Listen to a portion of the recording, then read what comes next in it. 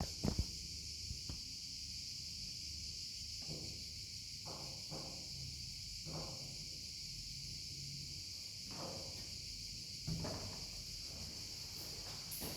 chers abonnés, aujourd'hui je vais commencer à concorder et décortiquer la première application de la dynamique qui est l'étude des plans inclinés. D'abord, ce que nous devrons connaître sur les plans inclinés. Pour avoir un plan incliné, il faut d'abord avoir un plan horizontal et une pente.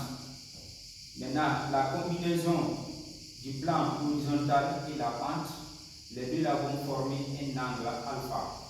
Donc l'angle là, forcément, ça sera un angle défini dans le cercle trigonométrique. Donc, pour cela, nous avons deux grands cas sur les plans inclinés.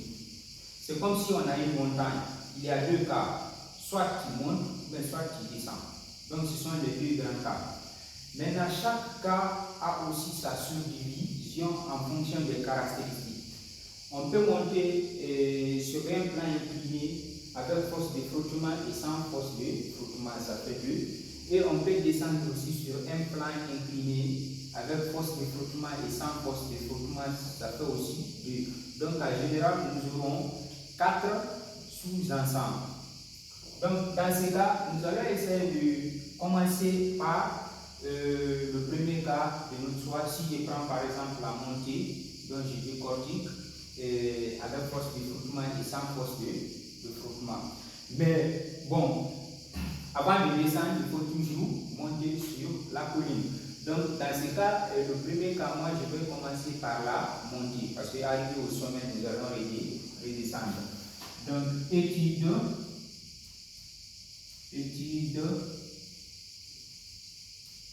du plan incliné. Bien, donc on prend le premier cas, étude du plan incliné. Donc premier cas,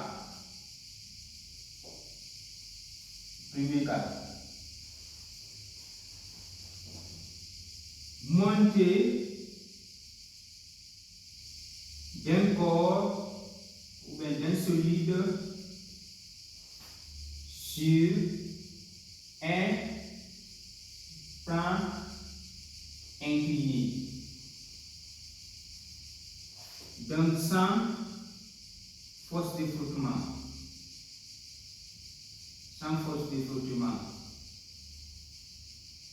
Donc si on dit sans force de frottement, cela veut dire F égale à 0. Donc, comme je l'ai dit au début, le plan incliné, on prend toujours le plan horizontal. Donc ça c'est le plan horizontal qui est là. Bien. Et puis on prend la pente. Ça c'est la pente. On peut aussi prolonger. Bien. On prend aussi de l'autre côté ici l'horizontal. Maintenant il y a la formation de l'angle alpha. Très bien. Maintenant, ça c'est le sol, ça c'est la pente aussi. Donc si un corps vient ici, automatiquement ça va changer de direction en montant. Donc lorsque le corps est là, le corps sera soumis forcément à des forces. Donc pour cela, nous allons créer le centre de gravité en doublant ici, on double ici. Ça indique que c'est ici, il y a le mouvement. Et puis, maintenant pour tracer, la droite là doit être perpendiculaire à cette droite. Donc ça doit former un angle de 90 degrés. Ça c'est le centre de gravité qui est là. Le centre de gravité est là. Maintenant, pour les différentes forces, il y a le poids. Le poids aussi, ça doit être perpendiculaire ici. Très bien. Donc ça c'est le poids. Donc ça, je projette ça comme ça. Bien. Maintenant, c'est comme si on a un repère. Si on a un repère, le plan mini du repère autonome ici. Je fais comme ça le repère. Maintenant, à partir de ça, je vais incliner comme ça. Donc forcément, il y aura l'axe des abscisses et l'axe des oronies. Donc si j'incline ça c'est l'axe des orthogonales. Donc ici je vais mettre quoi? Ça sera PY et ici j'ai PX. Maintenant c'est la montée, je mets le sens comme ça. Donc ici on a les A, B. Donc ici ça c'est l'axe des Y. Maintenant pour former l'angle, je vais mettre ici l'angle alpha et ça doit suivre la lettre Z. Donc cette fois-ci, je mets ici aussi l'angle alpha. Donc ici, ça c'est la hauteur H. La hauteur H. Très bien. Maintenant, les paramètres qu'on peut nous demander de déterminer, la première des choses, c'est de déterminer la nature du mouvement. Et pour déterminer la nature du mouvement, nous allons utiliser nature. Nous allons utiliser le TCI. La somme de toutes les forces extérieures appliquées au solide est égale à MAG. L'accélération au centre d'inertie. Maintenant, lorsqu'on regarde la direction du mobile, donc ça montre, nous savons qu'on a affaire ici à une seule force qui est sur le déplacement. Donc ici, ça c'est la réaction qui est là, R. Donc en général, on a le poids et la réaction. Donc en faisant la somme des forces extérieures, on aura P plus R est égal à MAG. Maintenant, P là se décompose en deux, parce que P a des fixes, il y a PX, il y a PY. Donc je vais mettre PX plus PY. Maintenant, ici, et de l'autre côté, on a R. R est égal à MAG. Très bien. Maintenant, le mouvement se déroule sur l'axe des X. C'est comme si je crée ici le repère. Ici, j'ai O, ça c'est le vecteur I, et ici, j'ai le vecteur J.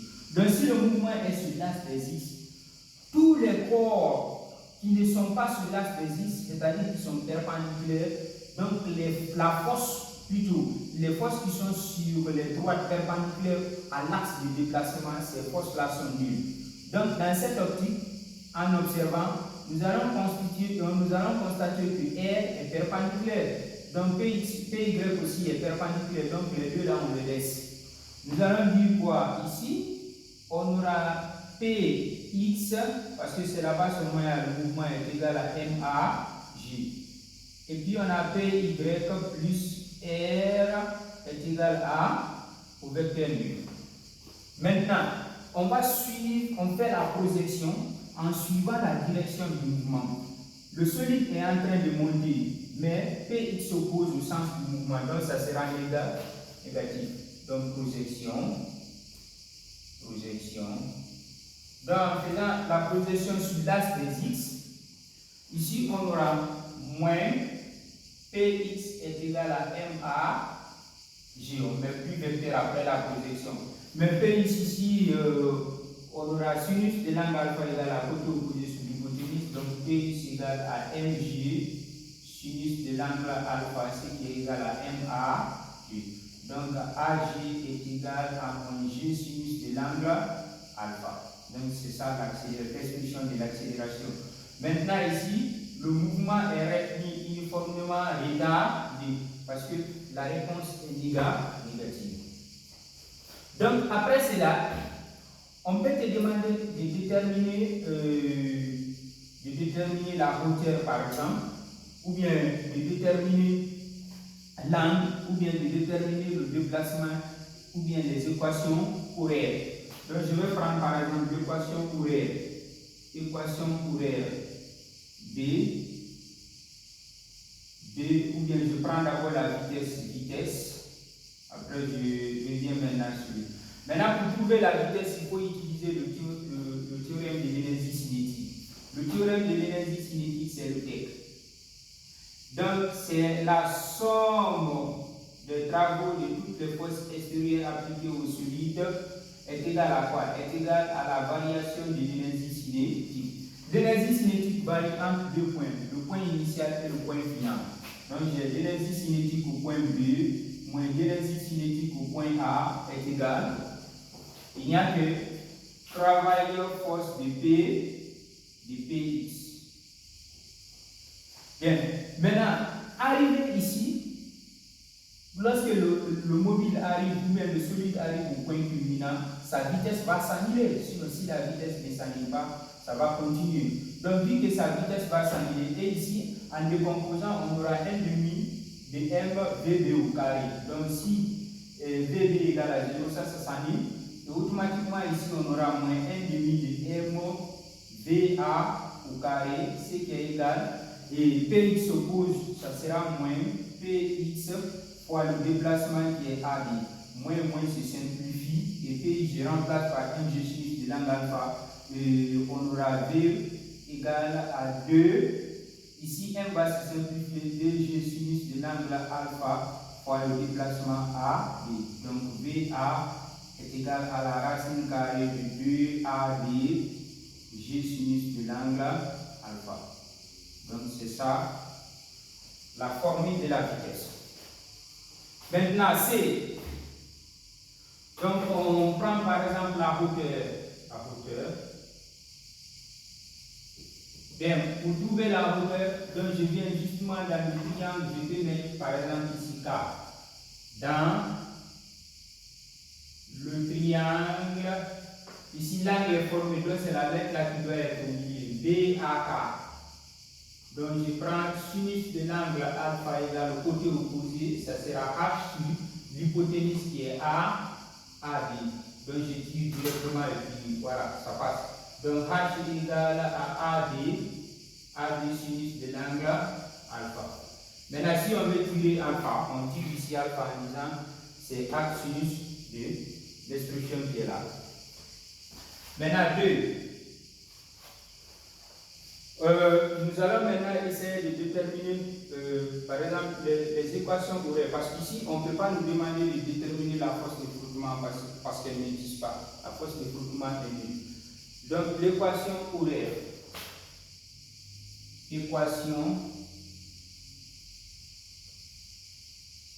horaire. Bien, la nature du mouvement, le mouvement est réduit uniformément retardé. Donc, la distance parcourue, c'est quoi? C'est de A vers B. Donc, c'est 1/2 de l'accélération de quoi? De la montée. Donc, AG fois T au carré plus la vitesse initiale. La vitesse initiale, ça sera T. Et la distance initiale, ça commence ici, donc il n'y a pas de distance initiale, donc on laisse ça. Et après ça, et la vitesse finale, c'est VB, est égale à AGT plus la vitesse initiale qui est VA. Et on a la relation de Galilée, VB au carré moins VA au carré est égal à 2AG, maintenant fois A fois AD. Donc ça, ce sont des équations horaires. Donc ici, il faut toujours signaler avec VB égale à 0. Ça, c'est à l'arrêt. Avec VB égale à 0 à l'arrêt. On peut demander aussi de déterminer, bon, on a déjà déterminé AD, bon, pour déterminer AD, soit on passe ici, ça dépendra de ce qu'on a. En résumé, ça c'est le premier cas. Donc, si vous avez aussi des questions là-dessus, vous pouvez aussi me contacter afin d'améliorer les explications que j'ai effectuées si ça ne satisfait pas votre compréhension. Merci et on se reprend à la prochaine fois.